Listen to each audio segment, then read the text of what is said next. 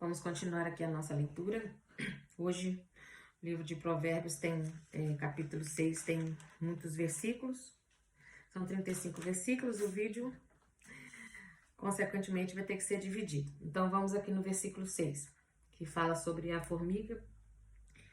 O preguiçoso, a preguiça é condenada. Vai ter com a formiga, ó preguiçoso. Olha os seus caminhos e sê sábio. Ela, não tendo capitão, nem governador, nem senhor, prepara no verão a sua comida e ajunta no tempo da ceifa o seu mantimento. Ó preguiçoso, até quando dormirás? Quando te levantarás do teu sono?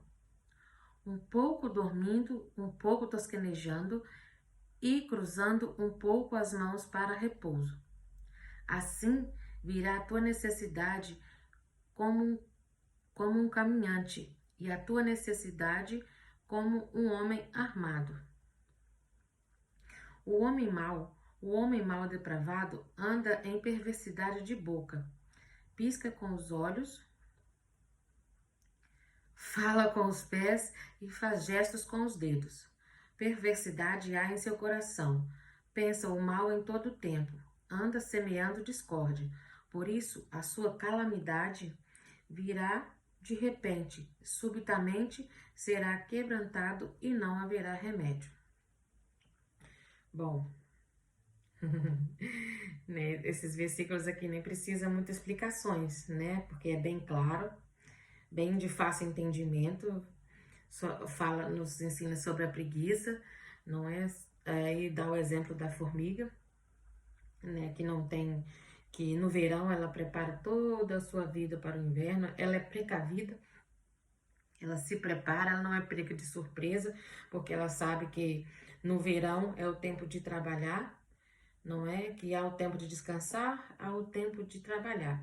E o preguiçoso só usa o tempo de descansar. Pensa que o tempo todo é para descansar, não é? Age dessa forma. E não é isso que a palavra ensina, não é? Ou seja, temos o tempo de trabalhar, temos o tempo de descansar. E assim é a vida da formiga. Ela trabalha no verão porque no inverno não vai haver folhas para ela poder se alimentar. Então ela tem que estocar o seu alimento, ela tem que se preparar para a próxima estação. Porque as estações mudam, as vestes mudam, o ambiente muda, a temperatura muda. Então nós precisamos nos preparar. E a preguiça, não é? Ela nos impede, ela nos atrapalha e faz com que nós sejamos mesmo pego de surpresa por aquilo que vier, principalmente pelo homem mau e depravado, porque se você não está preparado, não se prepara para o que há de vir, não é? Então, quando vem o que tiver que vir, o que acontece? Você está despreparado e aí é pego de surpresa e é tomado por uma situação, uma circunstância de calamidade. Então fica aí, não se deixe vencer pela preguiça.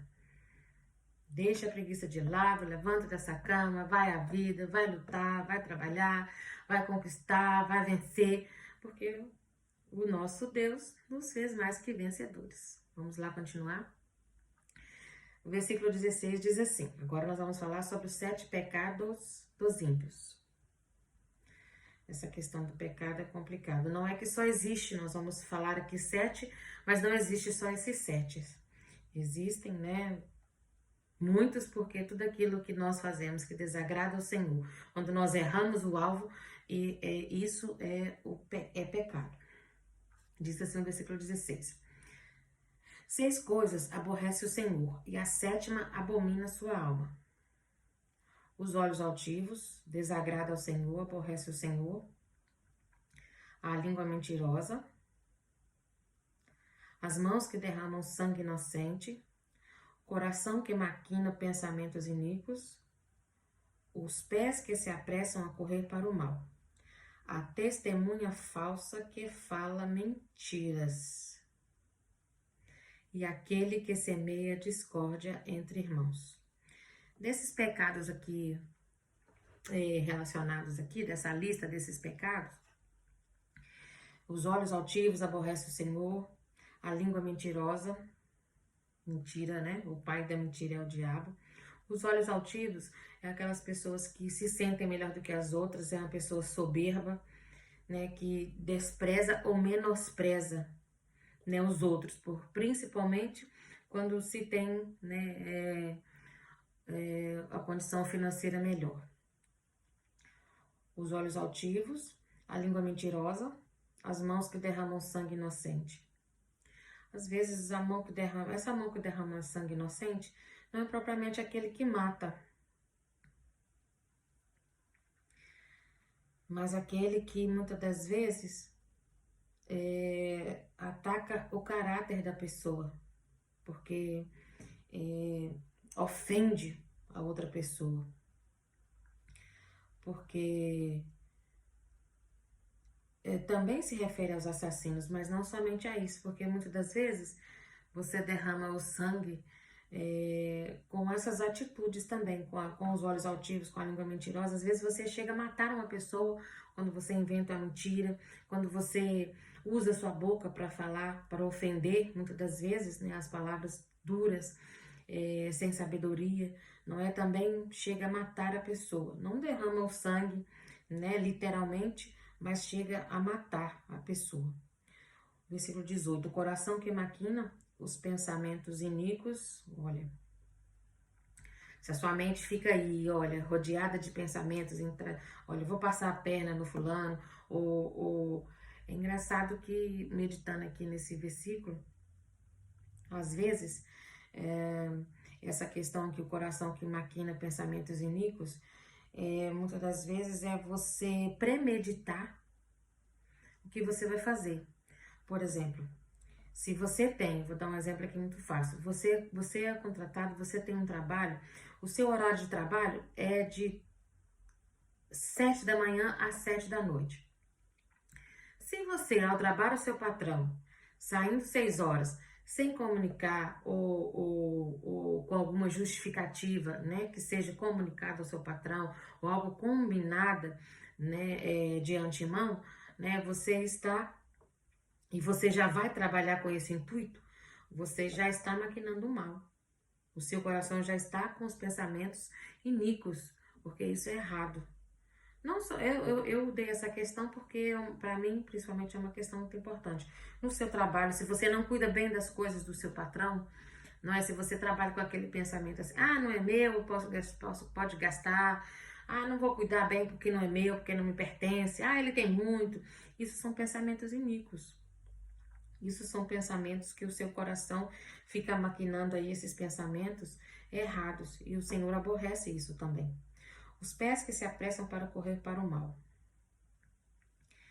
E também a testemunha falsa que fala mentiras. E também aquele que semeia discórdia entre irmãos.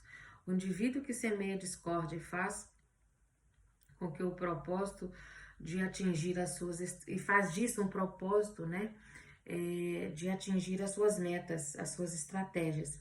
Ou seja, você semeia a discórdia por um objetivo, para obter um tipo de ganho, né, mas você se vale dessa situação, e isso o Senhor, ele abomina esse último pecado aqui. Infelizmente, são atitudes, comportamento de pessoas que não têm, né, esses aqui, especificamente falando desses pecados aqui. Se você, por acaso, é cristão e tem, né, infelizmente, algum tipo de comportamento deste, se conserte, se volte para o Senhor, aprenda, estude a palavra, ouça esse conselho, aprenda esse ensinamento aqui, pratique esse ensinamento e mude de vida, porque o Senhor aborrece, o Senhor abomina esse tipo de comportamento, principalmente se você é cristão. Infelizmente, é mesmo um comportamento, umas atitudes que denotam que a pessoa não tem temor ao Senhor, não tem um relacionamento com Deus, não quer nem um pouco ser parecido com Jesus. E isso não é atitude de cristão. Ok?